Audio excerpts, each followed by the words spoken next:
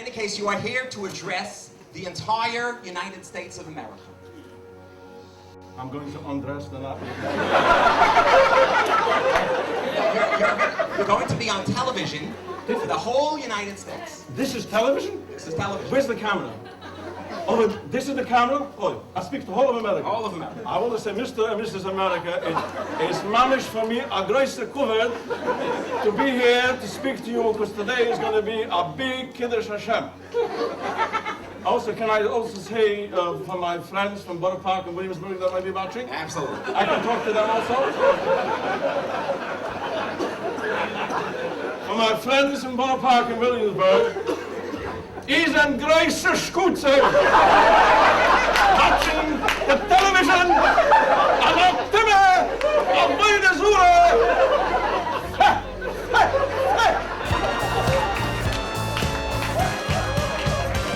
He was doing the spiel one year, and there was a guy sitting in the front row, and he's staring at Bentzi.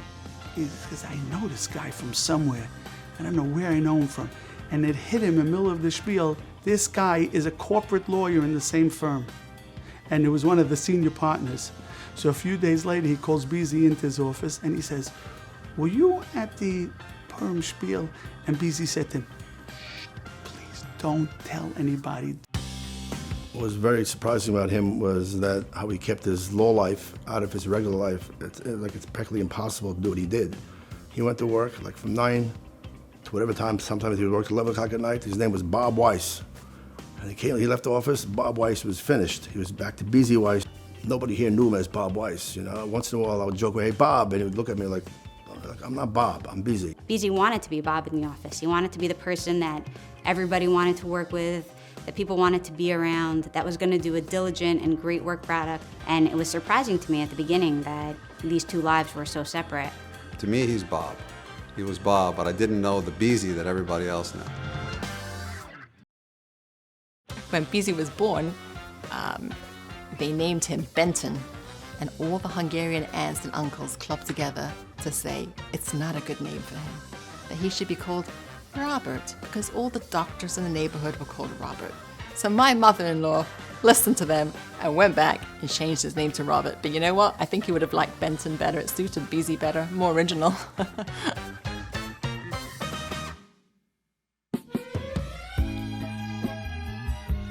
Kran's community was a precursor of Borough Park, Flatbush. Bentzi and I were comrades. Mostly we spent our Shabbosim together. I would hang out in his house mostly.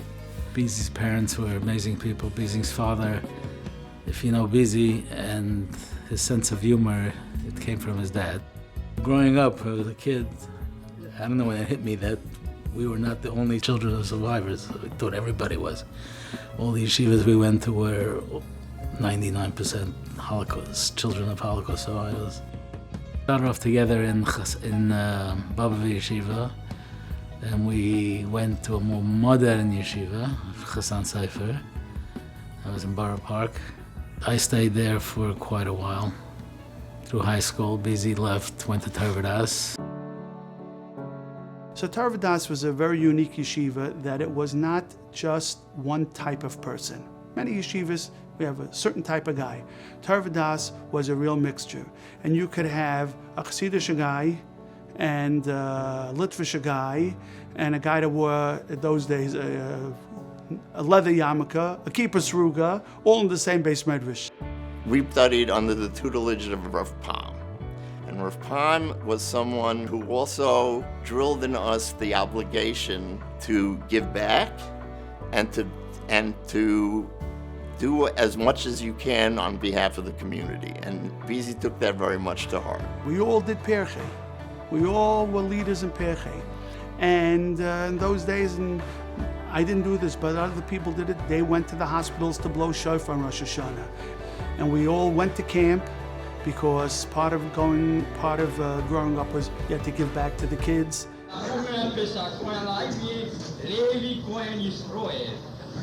Which is the best Kohen? Nicht kein Kohen. A Levi? No. Nicht kein Levi. A Yisroel? No. Nicht kein Kohen, nicht kein Levi. Which bist du? A plumber.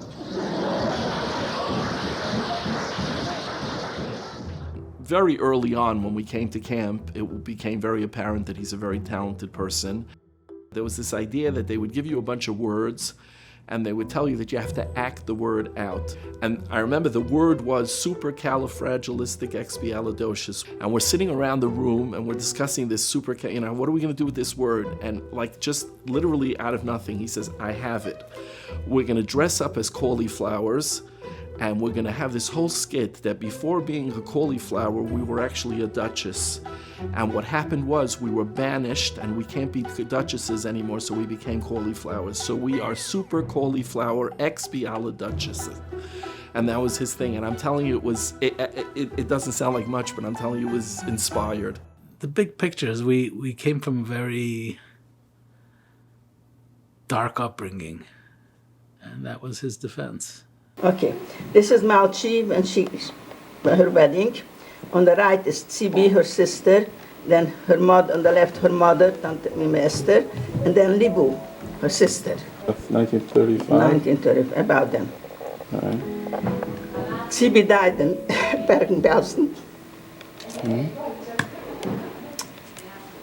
The rest in Auschwitz. His father went from camp to camp. I think like 7 years he was running around from place to place. And his mother went from, I think, more than one camp, if I remember correctly. He had one brother. He was a half-brother. And he just needed his humor and his personality to get him going. Because he could be very serious, Bentzi. At our graduation, because he had this terrific sense of humor, which we all enjoyed throughout the high school years, he was the valedictorian, and we all expected him to get up and be funny in his speech. Bentzi got up and put away a valedictorian address that would be suited for a Rosh HaMemshalah. Bentzi had a marvelous mix of serious and funny. First he had everybody crying for 15 minutes. I still remember my father-in-law crying and crying and then laughing and laughing. He was brilliant that way. By my Eifruf that Moshe Zimberg was at and Yossi Gross was at, the obvious speaker was Bentzi, so he spoke. And he got up to speak, and of course he was funny, and he was also serious, and so on. And I had an aunt and an uncle that were there, my mother's sister and her husband, and they lived in London at the time. And they saw Bentzi, and they said, I think I have somebody that I can recommend as a shidduch. He can talk, I'll just be quiet. But this is not just for now. With the risk of the life. He can talk, I'll be quiet.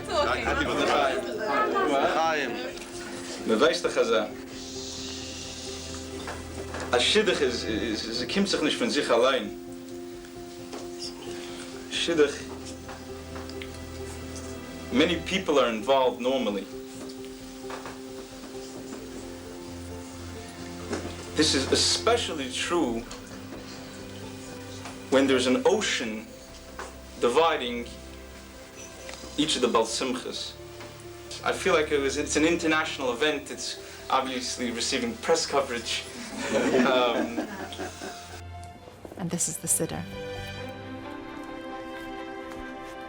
Dear Judy, as you begin to daven in this siddur on your wedding day, may all of your tefillos and pleas be heard favorably, together with those of your avos and imahos who are surely being misspelled for you. May you merit to use this siddur in good health through long life, and with the knowledge that your davening can and will make a difference.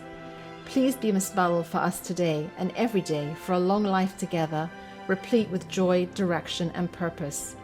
My wish and prayer for you is that amidst Hashem we will be blessed with children and grandchildren who will always be as happy as I am today. Yours forever, Benzion. I thank you from the bottom of my heart on behalf of myself and my parents, and if I can speak on behalf of my Kala, I thank each and every one of you for coming and sharing, not sharing in the simcha, for literally making the simcha. Thank you all very much for coming. While we were both in Tarvadas, we began preparing for the LSATs. When we got our scores, we both realized that we had an opportunity to maybe both be accepted to Columbia, which was our first choice. I was very intimidated by this Ivy League setup. He was a little bit intimidated, but he really made himself shine in class, in his performance. In our generation, more and more coming out of yeshivas like Tavadas and Mir, went to good law schools. He went to Columbia and got jobs with the big firms. And yeah, it was a big transition. You come from your little shtivel in Flatbush and you go to Wall Street. He used to come home and tell me what happened today when he had to go out for lunch, and he was the only one with the silver foil meal, and he was plotzing. I remember there was one night with me where I had to be in Nashville, Tennessee for some transaction, and the senior partner at this firm that I was trying to make a name at, he wanted me to stay later for this meeting, and it was going to be Erev Shavuos. So I have to tell him this whole Mitzva. So I remember I called him up. He was in Baltimore, I was in New York, and I called him up and I explained to him I can't attend this meeting. And I could hear from his voice, he was completely perplexed. And I explained to him exactly what goes on, and I cannot attend this meeting. And he told me, Mr. Weiss, in my 35 plus years at this firm, I don't believe we have had anybody here with your practices. You know, for myself, I had problems turning it off and moving back and forth. You know, I'd bring my work home with me, but he was able to just shut it off and be all in what he was doing. I respected him for his beliefs. If I had 10 Bobs at the firm, we would all have been better off. To me, the quality of the work and the brain power that he possessed and the honesty with which he pursued his endeavors were much more important to me. It was their generation that really blazed the trail, and they were very careful with what they did, what they didn't do, what they said, what they didn't say, what they ate, what they didn't eat. And the firms understand Yom Tov, and they understand Shabbos, and they understand these things, and they understand kosher because of the work that my father-in-law did and the people from that generation did. As he got older, wow, he suddenly there was like a light bulb that went off in his head, and he said, my parents went through one of the hardest things ever, and if they could remain a Framid, who am I to ever think about anything else?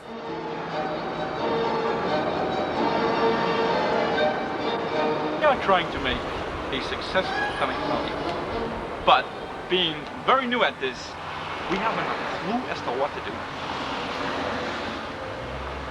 We're desperate. We're going to ask anybody and everybody about how to make a successful Hanukkah party. That's all it is. Maybe this guy knows. Come this way. Anybody? You don't have Alka-Seltzer? Good Hanukkah party? You got a on Hanukkah and Christmas. Hanukkah, Christmas? Yeah. We work in Christmas. Work in Christmas? Yeah. I think you're crazy. What do you have to do to make a successful Hanukkah party? Well, you haven't got a problem. Your wife's Hungarian. He's always wanted to say something witty or something clever on video. But I told him, I said all my witty innuendos last year this time. I have nothing left to say, except I'm glad to be doing this in America this year and not in London last year. It was very hard for her. She had her entire family in London. She had no immediate family on her side here. But Bentzi, really, he understood that innately. He took off, I think, 3 months from work. And the only reason he did it was to help Judy acclimate. We just finished the party. People have just gone and People we're have gone. We're dead. I don't know. Is this a successful party?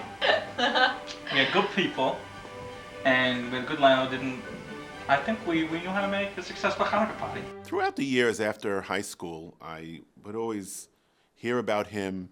I was aware that he didn't get married right away. I was aware that he, even once he got married, didn't have children right away. The first 6 years, we didn't have kids, and we did a few things, it didn't work, and that was pretty scary. I remember specifically one time when he explained to the public how it felt the first time when he sat in the waiting room and the doctor told him that he will never have any children. In ich gedenkt, also wie handigen Tag, noch mit genehmen Tests, hat uns herangeriefen in sein Office und hat uns gesucht, Bezer Haluschen. Mr. and Mrs. Weiss, based on these results,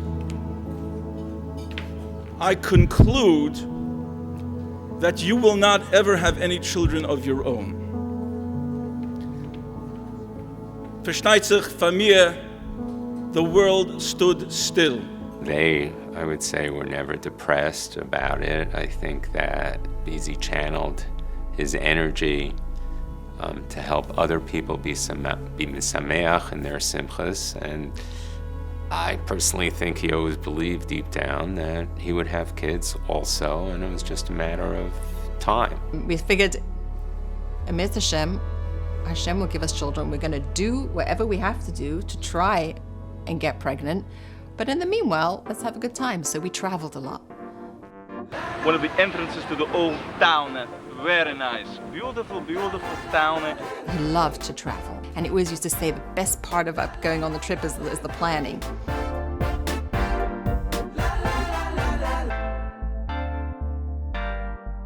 I remember him telling me that my wife was pregnant, and it was a big excitement, and we hugged each other, and it was wonderful, Baruch Hashem. And I was there to be zeicha, to be there with his children who were born, and then when the twins were born.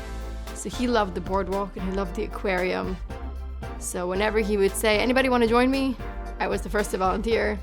So I've been to the New York Aquarium many times with him.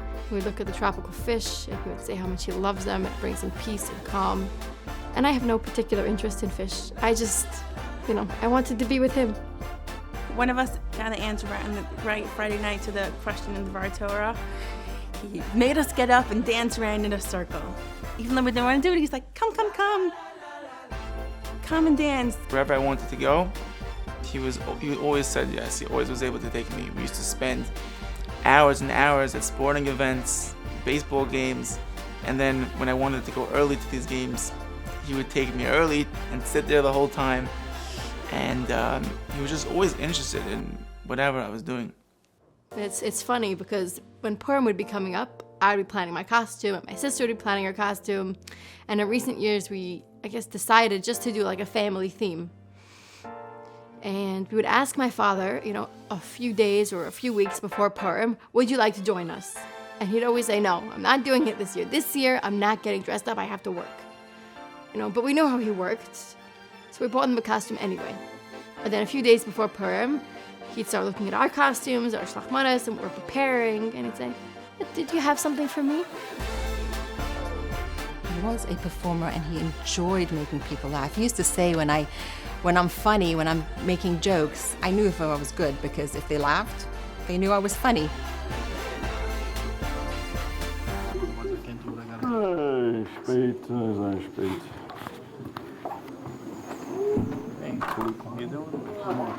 Hello, excuse me? Is this the Long Island Railroad? Yeah. Hey, I know you. We used to sit around in my home, in this home, in preparing the Purim spiels, and people thought it just, a bunch of guys got together for 5 minutes before Purim and did it. It wasn't at all the case. There was a ton of work that went into it. Aren't you the schnorrer that I met 3 years ago here? Yeah, but since then I'm no longer a schnorr. No. Since then I became a Chava HaKnesset. We'd call Bentzi, and he'd come down, and he'd have a list of jokes that he wants to put in, and we'd sit and laugh for an hour and a half. Bentzi would say, okay, this one is for your character, this one's for my character. During the day, you do something? You have like a job, maybe something? I work for yeshiva. Yeah. I carry a lot of keys, and I run around the building mostly doing nothing. I see a very good executive director. And he was a perfectionist. He only wanted it to be perfect. Bothered him if the sound system wasn't perfect, and he wanted the video to be right, and so on. He used to tell us all the time, we have a talent to make people laugh. We have to use it. That's what Rabban Shalom gave it to us. You know you're only wearing one boot? Yeah. Why are you only wearing one boot? They listen to the radio. No, The radio said it's gonna snow today. Only 1 foot. Really, he shouldn't have been a lawyer pushing paper behind a desk. That wasn't where his talents, where his enjoyment lay. His enjoyment was in entertaining people. And if he didn't have to worry about paying the bills, maybe that's what he would have done. As he got older, many causes asked them to speak on his behalf. Welcome, everybody, to tonight's 88th annual dinner on behalf of Benos Leah Prospect Park Yeshiva. Welcome to the 2nd annual Flatbush dinner for Bnei Olam. He lived what he was going to say.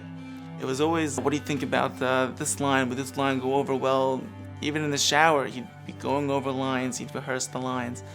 One day, Bentzi used to go to work by bus. It was pouring rain, and my wife just sees Bentzi at the bus stop, and he's dancing. He's dancing around, and he's singing, so she stopped, and she asked, "What are you doing?"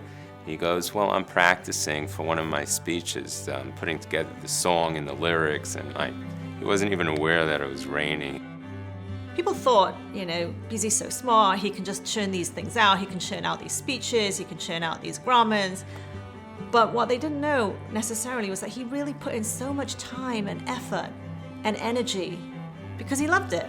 Rav Hutner Zatzal once said, he said, it used to be that a yeshiva was a mishkan. Nowadays, he said, this is about 60 years ago, he said a yeshiva is no longer a mishkan. A yeshiva is a teva.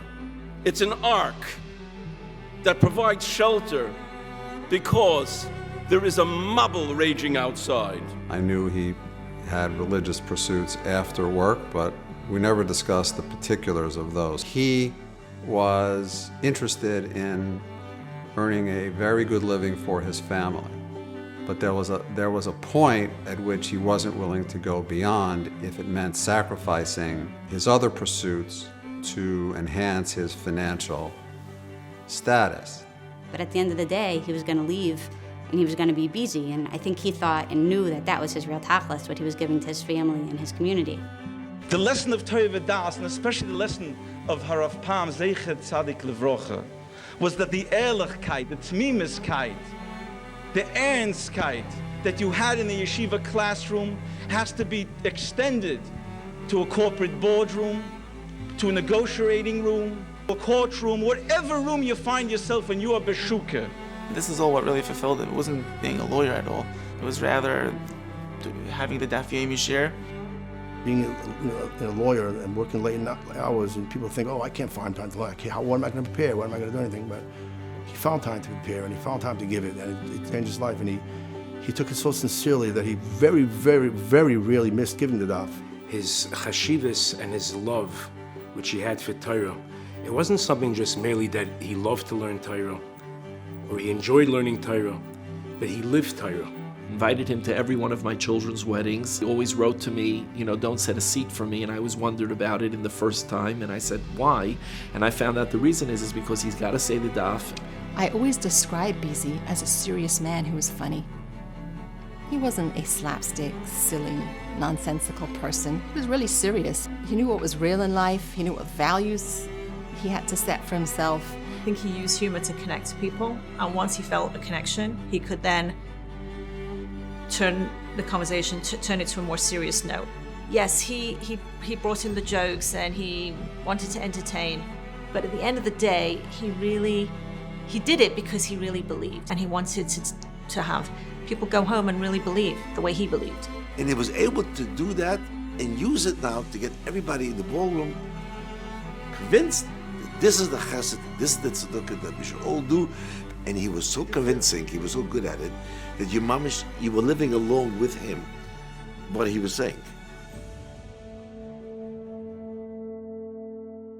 I was across the street and I saw ambulances outside, and I came running across and I saw Danny outside. I said, Danny, is it your grandmother? He says, no, it's Libby. And I couldn't believe it. It was very hard. It was very hard. It was really tough to see for both of them sort of at times crumble under the weight. I think it was just surreal to us that anything could happen to Libby, because Libby was such a strong person. I think it hit home how things can change in a second, how vulnerable we all are. We spoke a lot. We cried a lot. But she persevered, and he persevered.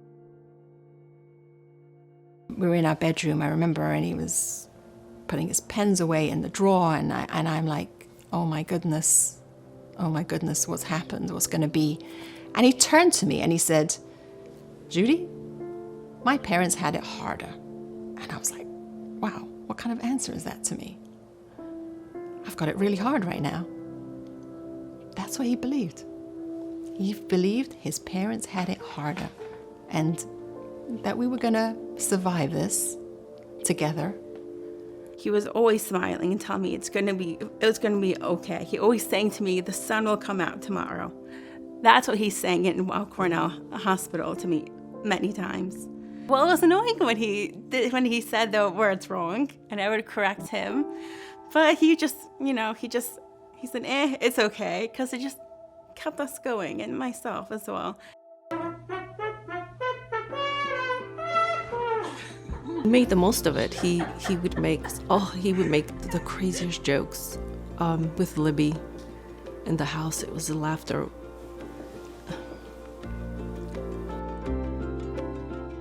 He was just making everyone so happy, and the way he made Libby laugh, all Libby's laughter just took over the whole house. Like he would just dress up for his daughter, wake up his daughter in the morning with a funny face and a different outfit and just try to make her life happy as can be. And in California, after therapy, after a long day of therapy, we went shopping in a supermarket, and he came over to me when I was in the aisle with a bouquet of flowers and a lemon. And he said, oh, just in time for Sukkot. And he started to shake around the aisle. And he would really try and get her excited about life and how good it's going to be again. And he would do that nonstop. And he would, we had lots of singers come and lots of entertainers came, and he would join in with them. And he would be so excited and so happy and love it. There was one day where I went in Pesach, I couldn't find my watch, and I was looking all over the house for my watch, and my family members were looking for it, and he was my father was sitting on the couch, and I passed him, and he asked me a question. He said, Libby, do you think you're going to get your hand back? And I stopped, and I said, what? And he said, do you think you can get your movement back in your hand? And he looked at me straight in the face. And I stopped there, and I burst out in tears, and I cried, and I said yes, and he pulled the watch out of the sofa. And he just wanted me to know that it can be good. He didn't have the luxury of falling apart. I'm sure he did at some point, probably under the cover at night. But you never saw it. I mean, we cried. But very strong. He was very strong. Once he returned to the office, we were speaking. He said, a lot of times, unfortunately, we hear terrible things happen to people. And, somebody got sick, or somebody has no parnasa, they can't support their family, they can't pay their bills, and you feel terrible. And you say tehillim, you daven, maybe you fundraise, you give your time. But at the end of the day, you go home, you hug your spouse, you have your children, you get into your own bed, and it's someone else. He said, but then all of a sudden, you wake up one day, and you're the person in the story. All of the years we tried to pass on, our legacy received from above. Your mother, your brother, your sister, and I, our house filled with laughter and love. Wow, the wedding was a fabulous day. It was a fabulous day. Looking back, I realize how even more special it was. Shiur had wanted a mitzvah tanz because she had seen her father do them for so many. of our relatives, but he said to Shiur, we have no grandfathers, we have no uncles, hardly, they both passed away. Who's going to dance there? It's like, it's going to be ridiculous. So she kind of gave up on that, but he was working on something secretly. He wasn't going to let her down. And he made up this song, which is just genius. It's just genius, how he crafted the words. My heart stopped as I saw him step on the glass, and you were no longer alone. May you build such a beautiful home. May you both have a home of your own. 'Cause you know that there's no place like home. Yeah, you know that there's no place like home.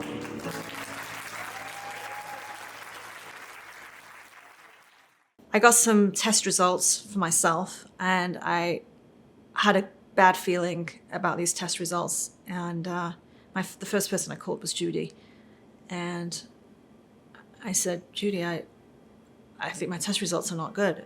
She's like, we also didn't get good test results. I said, what are you talking about? We knew he wasn't feeling well for a couple of months over the summer, last summer, I believe.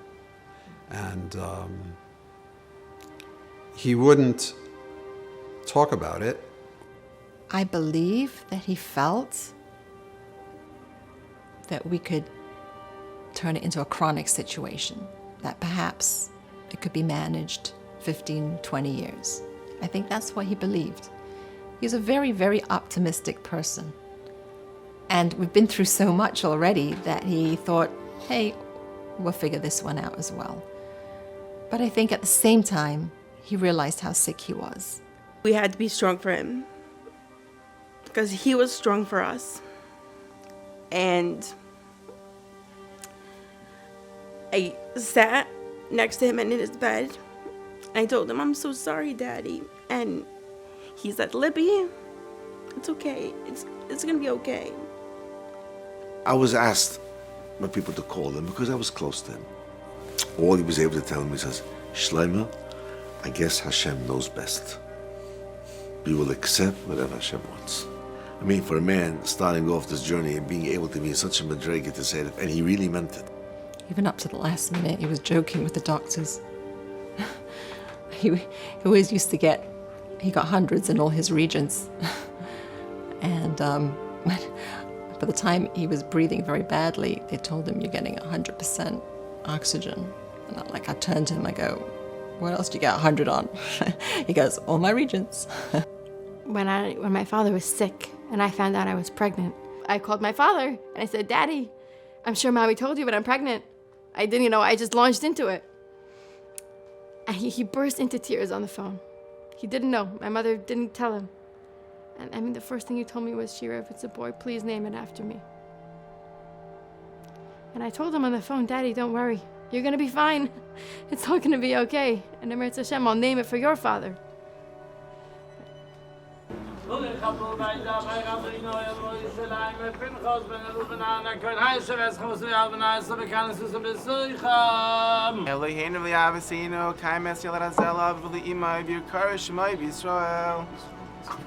Benzion, Ben Yaakov. Obviously named after my Shpieler,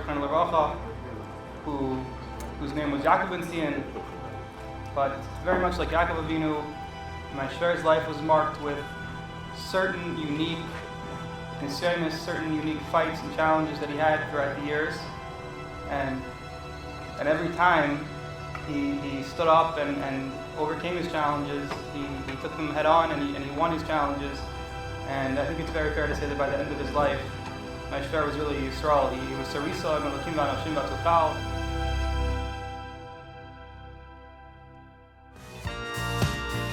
I had this following thing, very good.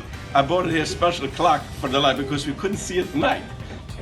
Because there's no clock in the room. So we bought one.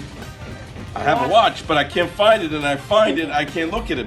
But I want one, so I bought it, and it glows in the dark. You use a flashlight. Unfortunately, it doesn't glow in the dark until you push it. But I can't push it until I find it, and I can't find it because it's dark.